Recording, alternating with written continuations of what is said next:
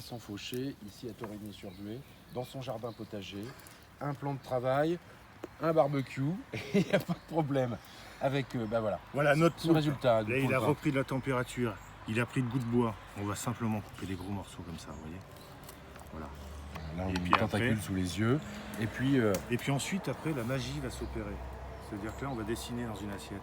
Regardez, là, on a nos petites févettes, nos petites courgettes. on juxtapose les choses. Voilà, on fait quelque chose de joli, que ce soit gourmand. On mange avec les yeux. Regardez, hop, une petite courgette En tendre de quinconce. Nice. Une petite courgette jaune, une petite courgette beurre, Ouais, Les parce petites qu'on est, on est les après, petites févettes. après le fait qu'elle ait été grillée, Les cette, petites févettes. cette tentacule. Voilà. Là, Elle est un peu ocre. on va rajouter une petite sauce vierge. Ouh là là. Voilà, à base d'échalotes, crues bien évidemment, de la courgette, des petits poivrons, de l'huile d'olive, du bon vinaigre balsamique de Bonène, Le du vrai. sel et du poivre, et un petit peu de soja. Et là, on va venir Napper l'ensemble napper un petit peu tout ça. avec Allez, tous ces regardez. légumes coupés en mirepoix très fins, c'est-à-dire en petits carrés. Quel plaisir. Quel C'est plaisir magnifique. de dresser ça dans un jardin. C'est formidable. J'en ai les larmes aux yeux. C'est magnifique, Vincent Fauché.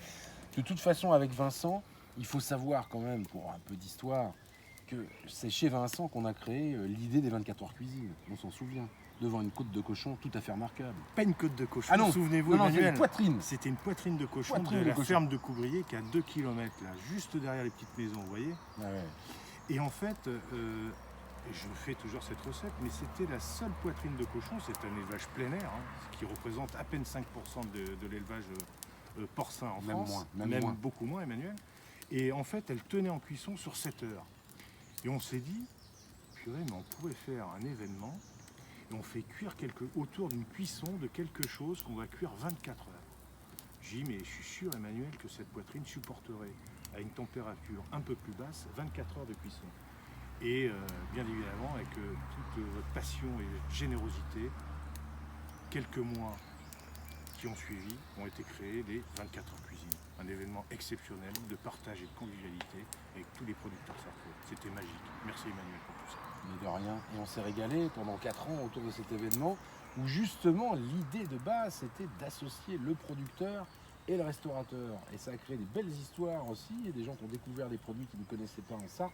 Et ça c'était la plus grande satisfaction que je pouvais avoir autour de cet événement. Et les gens ont adoré cet événement parce qu'on voyait les chefs travailler, mais aussi il y avait des producteurs. On ne scindait pas les deux. Et ça c'était un peu précurseur parce qu'aujourd'hui, voilà, mais le plus grand précurseur c'était qui?